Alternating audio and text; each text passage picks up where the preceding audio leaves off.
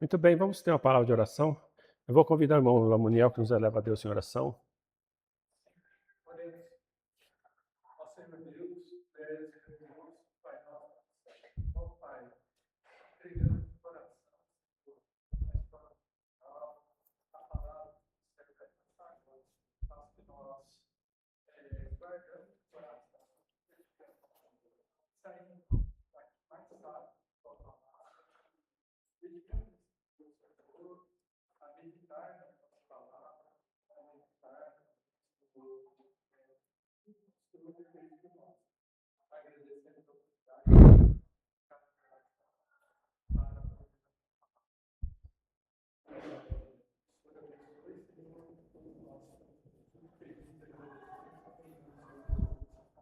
Amém. Muito bem, hoje nós vamos estar começando o panorama do bíblico de 2 Samuel. Certo? É praticamente a história de quem aqui, irmãos, do 2 Samuel?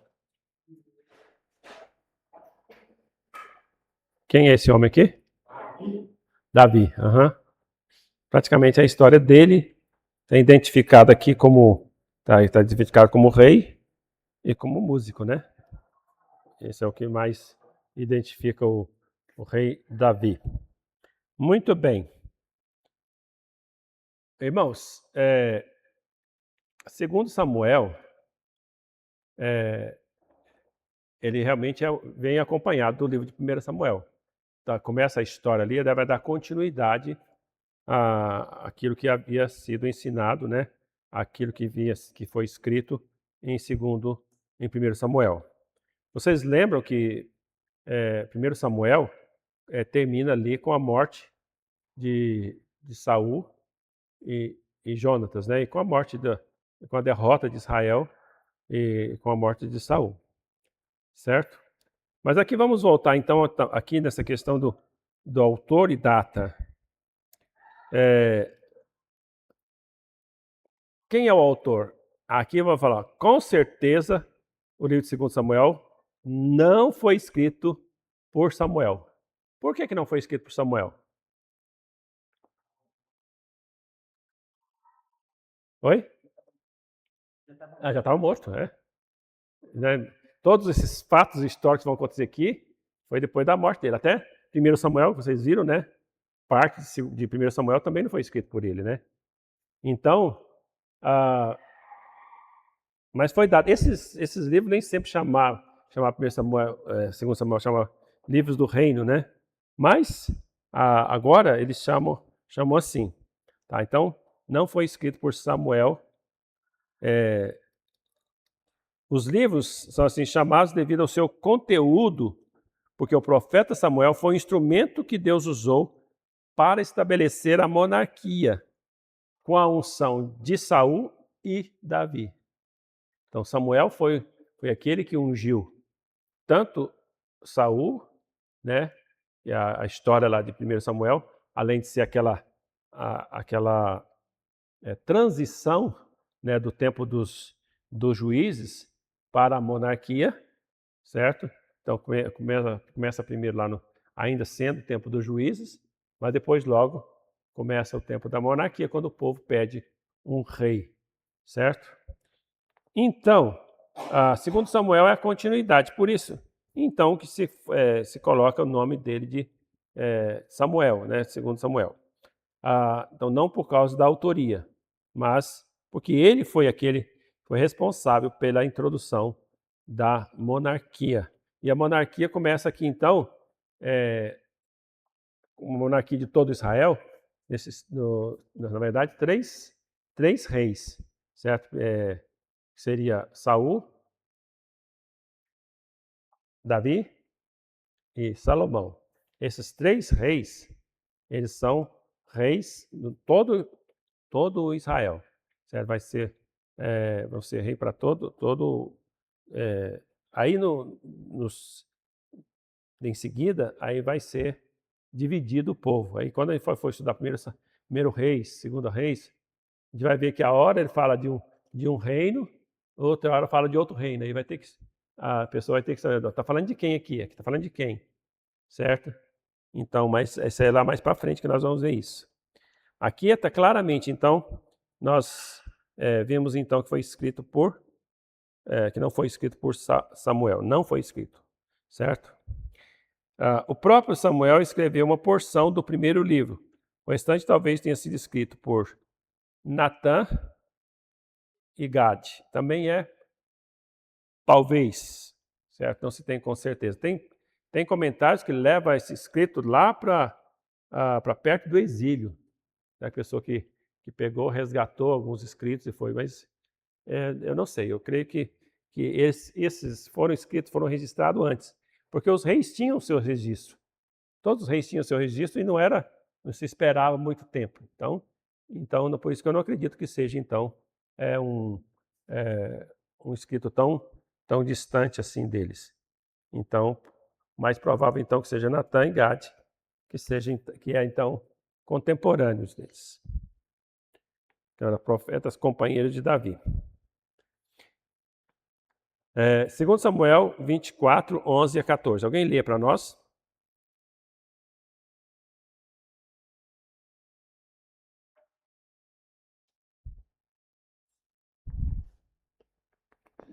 Levantando-se, depois pela manhã, veio a palavra do Senhor ao profeta Gad, e desde Davi, dizendo: Vai e diz Davi, assim diz o Senhor: 3 coisas te ofereço, escolhe uma delas para que a faça. Veio, pois, a Davi, fez-o saber, e disse: Queres que 7 anos de fome venha à tua terra, ou que por 3 meses fujas diante de teus inimigos, e eles te persigam, ou que por 3 dias haja peste na tua terra. Dá-lhe agora e vê que resposta ele te dá ao que me enviou. Então disse Davi a Gad: Estou em grande angústia, porém caímos nas mãos do Senhor. Como são as suas misericórdias, mas nas mãos dos homens não cairão. Muito bem. Então, aí está mencionando o profeta Gad, e o profeta Natã é aquele que repreendeu ele lá com Batseba, né? Vocês devem estar lembrados. Então, a data mais provável é depois da morte de Davi, porque é mencionado ali algumas coisas que dá a entender essa data já no final. Ou seja, ou então foram registrando, né, as coisas até que chegou lá, escreveu os últimos acontecimentos. Tá? Tem pessoas que colocam até o final do reinado de Salomão. Aqui, irmãos, tem o esboço. Só para a gente entender, eu não vou cair nas minúcias aqui do esboço por enquanto, porque senão não vai dar tempo. Porque nós pretendemos fazer esse estudo segundo Samuel, em 3 estudos. Porque eu não vou ter 4 dias para pregar, ou para trazer o estudo para vocês. Por que eu não vou ter 4 normalmente? Porque nós vamos ter o aniversário da nossa igreja.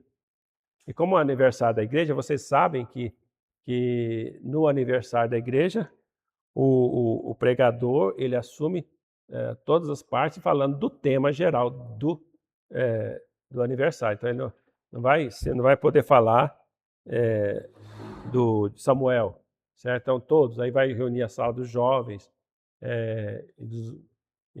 para estar falando juntos, certo? Então, por isso eu vou ter 3. Eu vou tentar. Eu espero que eu consiga fazer em 3. Por isso que nós não vamos ficar muito tempo, então, nessa questão do esboço.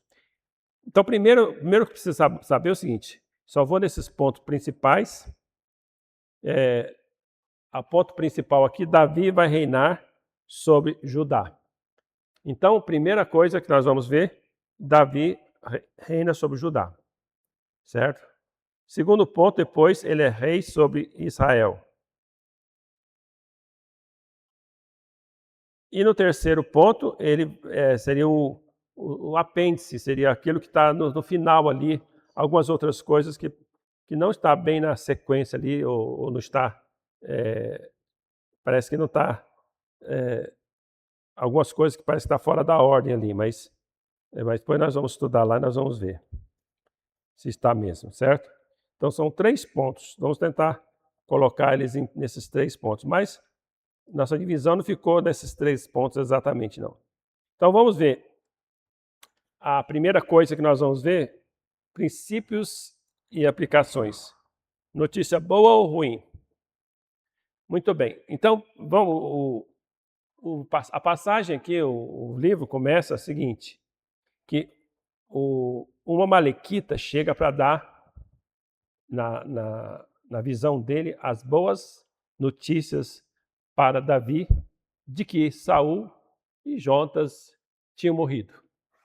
Ele estava muito feliz porque ele ia ser o portador das boas novas. Então, ele esperava ser recompensado. Mas ao invés disso, o que aconteceu com ele? Ele foi morto. Veja bem, o grande problema do Malequita aqui. Ele se acusa de ter matado Saul. A pedido deste, mesmo que foi a pedido deste. Agora, vamos ver, 1 Samuel 31, 4 e 5. Vamos ver. 1 Samuel, não é segundo não. 1 Samuel 31, 4 e 5. Será que ele matou mesmo? Será que... vamos ver ali o que está dizendo. 31, 4 e 5. Alguém, então leia para nós, fazendo favor.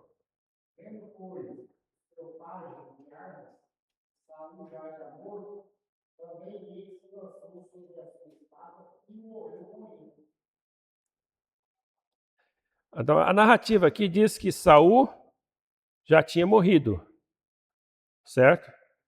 A história do Amalequita é que ele chegou, viu ele lá sobre a sua espada, que estava já falando, eu vou morrer mesmo, tudo, e ele foi lá e matou ele. Se ele mentiu para receber uma honra pior, foi pior para ele, né? Se ele tivesse só contado a verdade, talvez ele não teria sido morto, certo? Então, fica nessa dúvida aqui. Não é como a gente ter certeza, né, da verdade, porque às vezes a pessoa narra ali até aquele ponto lá, poderia ser que o seu escudeiro achou que ele estava morto e se matou, né? Mas nesse caso aqui dá a entender que ele já tinha morrido, que o pai viu ele morto, já, né? E por isso que ele também se matou. Então aqui foi um grande problema. Então, aquela boa notícia que ele estava trazendo, ele disse, olha, eu fui aquele que matou o rei, certo? Aqui se voltou contra ele. Se ele fez isso, então, ao invés de recompensa, foi morto. Nem mesmo Davi ousou levantar-se contra Saul quando teve oportunidade. Então, veja, ele não conhecia aquele que estava trazendo a boa notícia, certo? Então, às vezes, pensamos que está fazendo uma boa notícia para alguém, você tem que tomar cuidado com quem você está falando, né? Você está pensando, Davi era um homem totalmente diferente. Era inimigo dele? Não por causa dele, ele não queria ter Saul como inimigo, certo? Saul que agia como inimigo. E ele mesmo nunca matou Saul. E ele tinha essa convicção de que ninguém poderia se levantar contra o ungido de Deus, exceto talvez na guerra, os inimigos, Deus ia tirar a vida dele de alguma forma, como fez, né? Então aquele que recebeu as boas novas, então não viu com bons olhos. Davi tratou sempre com respeito e dignidade, se emocionando verdadeiramente com a derrota de seu inimigo. Porque Saul era ungido de Deus, o Senhor o colocou no trono e o Senhor que teria que tirá-lo. Realmente, seria naquele dia mesmo que o Senhor estava com a intenção de tirá-lo. Mas se aquele homem, o Amalequita, realmente ousou levantar a mão sobre Saul, ele era merecedor realmente da morte, mesmo a pedido deste. Porque Saul pediu para o seu escudeiro, não pediu para ele matar ele? Ele teve coragem?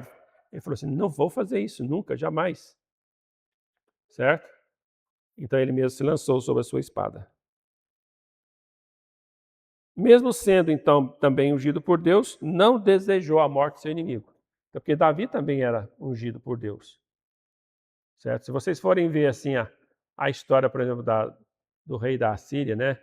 O de Azael, você vê que Eliseu, acho que é Eliseu, ou Elias, acho que é Eliseu, que unge ele como rei, certo? Quando ele nem pensava nisso. Mas logo, então, ele sabendo disso, ele foi lá e matou todo mundo da casa da família real. Quer dizer, ele não agiu como Davi, certo? Então, Davi falou assim, eu fui ungido por Deus. Ele também foi ungido por Deus. Então, no tempo que Deus quiser que eu seja rei, Deus vai me colocar no trono. Essa é a confiança que a gente tem de respeitar o tempo do Senhor. O tempo do Senhor é a coisa mais importante, certo? Respeite o tempo do Senhor. Há tempo para todas as coisas na face da terra, não diz lá o livro de Eclesiastes? Há tempo para viver, há tempo para morrer, há tempo para descansar, há tempo para fazer a obra. Então, tem tempo para tudo. Então, se uma pessoa, por exemplo, no tempo de descanso, ele trabalha de domingo a domingo e não descansa nem um pouquinho, ele vai trazer consequências para a sua própria vida, para a sua própria saúde. Ele tem que descansar. Porque Deus diz, trabalharás seis dias, no sétimo dia descansarás. Deus fez isso para pensar no homem. O princípio da guarda do sábado ainda existe. O princípio, ela não existe como lei, mas existe como princípio. Todos nós precisamos de um dia de descanso. Certo? Então esse é o princípio. Então há tempo para tudo. Há tempo para nós. O tempo de Deus, temos que saber esperar. Então às vezes um jovem está lá já chegando perto dos 30, fica desesperado, querendo casar e vai e casa com a primeira. Né? E às vezes não é um jovem ou uma jovem, né? Não, tem que saber esperar, tem que saber fazer, né? Tem que agir também, né? Que você tá, às vezes não tem que ficar esperando o jovem, principalmente o rapaz, pode ficar esperando sem fazer nada, né? Às vezes tem que agir. Se a pessoa preenche todos os requisitos, tem que haver ação do rapaz. Mas vocês não precisam disso, vocês aqui são todos casados, né? Bom? Muito bem. Então, mas tudo tem o seu tempo. E isso é muito importante. Se há o tempo de Deus, Deus vai fazer a obra dele. Tá? Bom, vamos lá.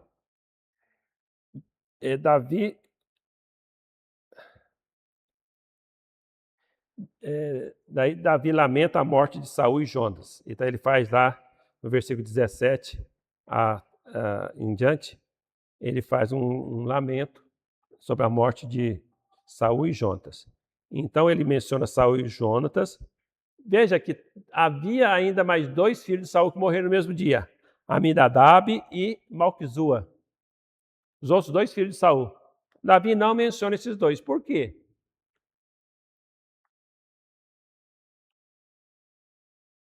Porque ele não sentiu a morte deles, porque não era amigo deles. Veja, ele tinha convivido muito com Davi, com Saul, e ele tinha convivido muito com Jonatas, que era amigo dele. Mas ele não menciona, ele não lamenta aqui a morte dos outros 2 filhos. Não sabemos, não podemos nem conjecturar em cima disso. Tá? Então, o que Davi fala, ele fala de todo o coração. Se ele mencionasse os outros, talvez seria apenas uma formalidade. Mas ele menciona aqueles que realmente a seu coração doía por causa da morte deles. Então, seu coração doía mesmo por causa da morte de Saul e de Jonatas. Era um sentimento verdadeiro. Apesar de todas as coisas, Davi gostava de Saul, e como diz as Escrituras, ele gostava de Jonatas. Veja como era o seu amor para com Jonatas. 2 Samuel 1:26. Eu gostaria que os irmãos olhassem ali.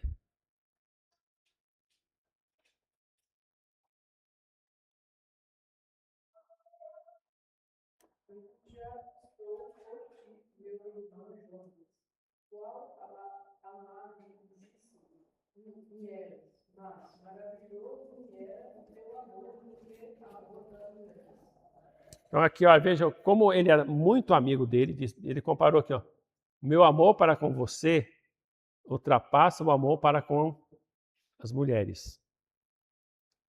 Certo? É claro que eles não tinham uma só mulher, né? Então, também mostra que o amor também não era tão grande assim. Mas, que ele coloca no plural, né? Mulheres, né? E a gente tem que entender que tem pessoas que pegam esse texto e colocam malícia na relação coloca malícia na relação de Davi e Jonas, certo?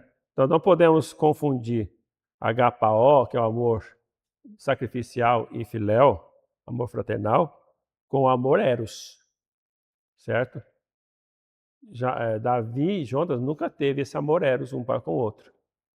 Eles eram íntegros diante do Senhor.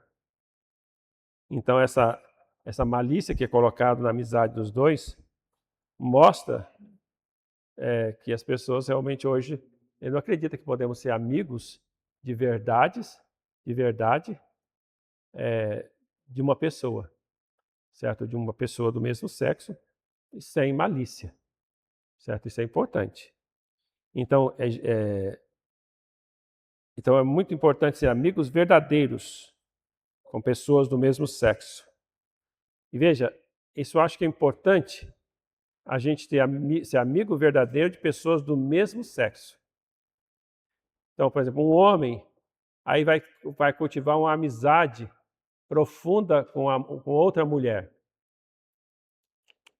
Só se for o casal. Certo? Tá, eu posso gostar da irmã fulano, tudo como amor fraternal, e assim como a gente gosta de todas as irmãs, tudo, mas com amor fraternal, com todo o respeito, com todas elas, assim como os irmãos também têm, certo? Mas assim, não, eu vou lá na casa, porque eu gosto muito da irmã, seu marido não está, mas eu vou lá mesmo assim, porque eu vou gostar. Não dá margem para o diabo, certo? Não pode fazer uma coisa dessa. Então isso é muito sério. Eu tive um amigo que eu perdi essa amizade justamente porque esta pessoa começou a aconselhar uma outra mulher. Ele era meu amigo, que eu confiava cegamente nele. Ele aconselhava uma outra irmã e começou a aconselhar sozinha. E deu no pior, não precisa nem mencionar o que aconteceu. E eu perdi essa amizade, porque eu vi que ele não era digno da minha confiança. Perdoei? Sim. Mas eu não queria mais convivência. Mas errou por quê? Porque realmente fez uma coisa que não deveria antes. Eu fui 10 anos de ministério solteiro. 10 anos de ministério solteiro. O que eu fazia? Quando eu ia fazer uma visita, precisava fazer uma visita para uma senhora, eu pegava, mesmo que fosse uma adolescente ou uma criança, eu pegava, vamos lá comigo, você vai ficar do meu lado. E ia fazia aquela visita. Já nessa época, certo? Porque eu já tinha aprendido. Então, podemos ser muito amigos de casais, certo? Mas nós temos que tomar, porque a Bíblia fala assim, fugir da aparência do mal. Sou muito amigo de colegas lá do trabalho. Tudo bem, colega do trabalho, você vai ser amigo. Às vezes, você precisa até estar ali no convívio, né? Às vezes, eu tinha que fazer modo com as professoras lá no meu trabalho, né? E às vezes, para fazer esse modo, às vezes não tinha ninguém. Só estava eu e ela, mas o assunto tinha que ser só profissional, certo? Porque às vezes nós temos que conviver com pessoas em nosso trabalho, mas o assunto tem que ser profissional. Nada mais além disso, certo? Então, se porventura, porque o diabo pode usar, né? Se porventura a coisa começar a se desconfiar, já sai para o outro lado, porque isso não é, isso é uma coisa que pode vir querer te destruir, tá? Então, é isso que nós podemos estar aprendendo um pouco sobre isso, tá? Fugir da aparência do mal é o que nós podemos estar vendo aqui. Então, a amizade de Davi e Jonas era uma amizade verdadeira, real. O pastor já deve ter falado, desenvolvido esse assunto. Característica de um verdadeiro amigo. Ama de forma intensa a ponto de ultrapassar o amor familiar, o amor para com as mulheres. Esse foi o caso de Davi. Então, o amor familiar. Quer dizer, eu tenho um amigo que eu confio mais do que meu irmão. Meu irmão de carne, de sangue, certo? Eu tenho um amigo que eu confio mais do que... Então, tudo bem, você pode ter essa amizade. E às vezes é muito bom a gente ter um amigo. Mas outras coisas importantes. O amigo é cúmplice, mas eu vou explicar a palavra cúmplice aqui. Não é cúmplice das coisas erradas, porque o verdadeiro amigo, ou ilegais, o verdadeiro amigo, ele te fala com amor, com respeito, quando você está errado. Se a pessoa está sempre te apoiando, sempre, aí tem que tomar cuidado, porque às vezes aquela amizade não está muito legal, certo? O amigo fala a verdade mesmo que ela doa. Não há mentiras entre eles. Só que tem que ser com brandura, porque às vezes uma amizade pode ser quebrada porque a pessoa... eu falo a verdade na cara, mesmo que seja do meu amigo. Tá, você fala a verdade, mas você tem que ser... A pessoa tem que estar vendo o que você está falando porque você o ama. Você quer o bem dela. Você não chega nela repreendendo com severidade, como se você fosse o Deus que nunca peca e ele é um ímpio que está realmente pecando, um pecador. E tudo bem, todos nós somos, né? Então a Bíblia fala que a gente tem que tomar cuidado, né? Aquele que pensa que está de pé, veja que não cai. Então, quando eu vejo um amigo que caiu, eu tenho que tomar muito cuidado, certo? Como assim, a gente fica muito triste das pessoas, principalmente quando a gente vê, quando pastores caem, o escândalo é maior, certo? O escândalo é maior porque muita gente o seguia, né? Não deveria seguir o pastor, mas às vezes as pessoas seguem mais o pastor do que a Cristo, né? Então, quando um pastor cai, às vezes a pessoa fica mais escandalizada. Mas a gente tem que saber, a igreja tem que saber, nesses momentos, tratar não só o pastor, mas também os membros da igreja com verdade, mas também com amor. Certo? Por isso que serve a disciplina. Certo? Você vai ser disciplinado, mas com verdade e com amor. E muitas vezes as pessoas não aceitam a disciplina. Quando não aceitam a disciplina, a primeira ação da pessoa é sair fora da igreja. Então, a pessoa não tem aquela humildade para aceitar a disciplina da igreja. O amigo, ele é fiel até a morte. E eu vou dizer no caso de Davi, até depois da morte do amigo. Foi o caso de Davi, não foi? Por amor a Jonatas, o que ele fez com Mefibosete? O que ele fez? Cuidou dele. Veja, ele cuidou de Mefibosete, colocou ele ali como um filho dele, cuidou dele ali, certo? Descendente de Jonatas. Como se fosse um filho dele, comia de graça ali tudo.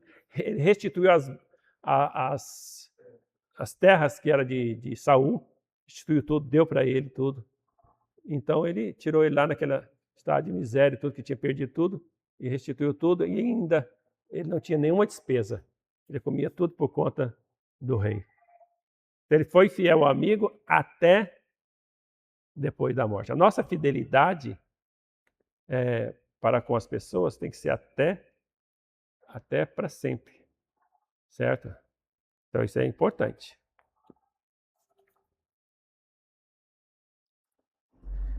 Bom, aí continua. Davi é ungido rei de Judá em Hebrom. Davi já tinha sido ungido por Samuel, profeta de Israel, há vários anos antes, mas agora começa a ser cumprido o propósito determinado por Deus. Então, quando Deus ungiu Davi, bem antes, né, Deus já tinha esse propósito, fazê-lo rei. Mas aí começou toda aquela... Primeiro ele foi lá apenas um músico lá na presença de Saul, depois ele teve a oportunidade de fazer a fama, vencendo o gigante, e aí depois sendo um homem de batalha, um guerreiro, tornou-se um guerreiro famoso e tal, e assim por diante. Deus foi levantando seu nome. Aí depois ele foi perseguido, porque Saul, quando ele falou assim, olha, você não vai ser mais rei, você foi rejeitado. Quando ele viu o seu soldado crescendo, sendo afamado, quando as mulheres dizem, Saul feriu seus milhares, e Davi seus 10 milhares. Daí ele pensou, uai, o que está faltando? Só o reino para ele. Ele já tem a fama, já tem. Então, comparando, colocando-me abaixo dele, aí ele começou. É claro que teve a mão de Deus, né? Claro, sempre a mão de Deus ali, sempre, porque Deus é o Deus da providência. Aí colocou o espírito maligno da parte do Senhor, porque é do ponto que ele realmente começou a perseguir, perseguir Davi.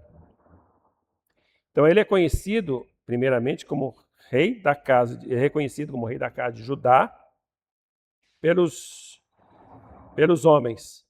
Então ele é ungido rei de Judá, em Hebrom, certo? Primeiro lugar. Então ele não é imediatamente ungido rei de Israel, mas rei de Judá apenas. Aí está lá em 2 Samuel 2, 1 a 4. Aí os irmãos depois podem ler lá, certo? Quem tiver aberto aí já leia para nós. 2 Reis 4, 2, 4, né? 2, 1 a 4. Quem achou? Depois disso, consultou Davi ao Senhor, dizendo: Subi a alguma das casas de Judá?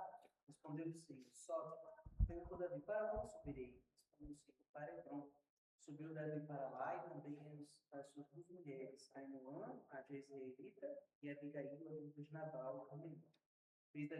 Fez Davi subir os homens que estavam com ele, cada um com sua família, e habitaram nas aldeias de Hebrom. Então vieram os homens de Judá e ungiram a Davi rei sobre a casa de Judá, e informaram Davi de que os homens de Gileade foram sepultados em Saul. Ok. Então eles ungiram, ele rei de Judá. Isso nos faz lembrar de Filipenses 1,6. Aquele que começou em vós boa obra, há de completá-la até o dia de Cristo Jesus.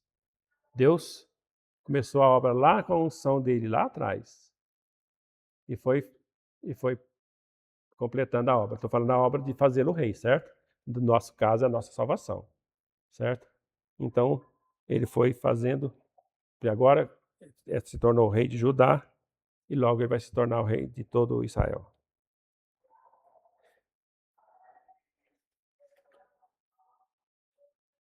Bom, aí começa uma guerra civil, ou seja, uma guerra entre Judá e Israel, certo?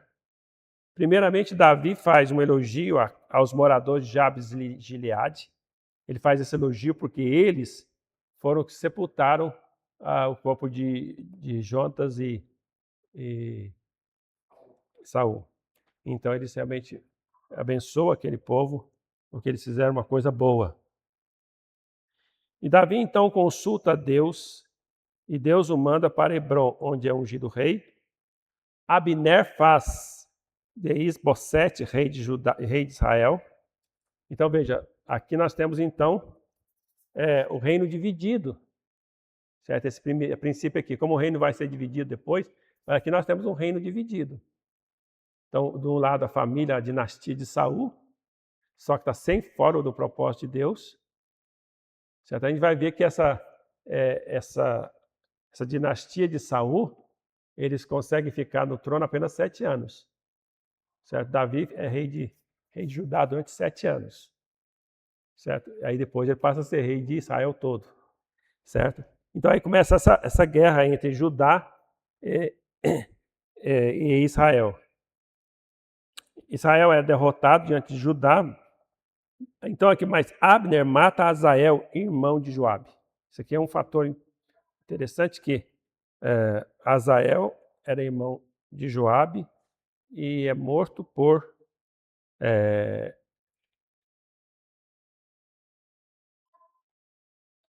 é derrotado por Judá e Abner mata Azael, é morto por Abner, irmão de Joabe. Então estava Joabe e Abner, eram 2 militares, e Abner começa a perseguir Azael começa a perseguir Abner, né? Que era lá, que estava do lado de Saul não, dos descendentes de Saul, de Isbosete. E ele mesmo deu um recado, falou: não faz isso, sai daqui, porque senão você vai ser morto. Como é que eu vou olhar para o seu irmão depois?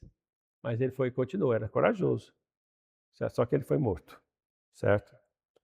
Mais tarde, isso cria uma desavença muito grande entre os dois e depois Joabe vai matar Abner por causa disso, mais tarde.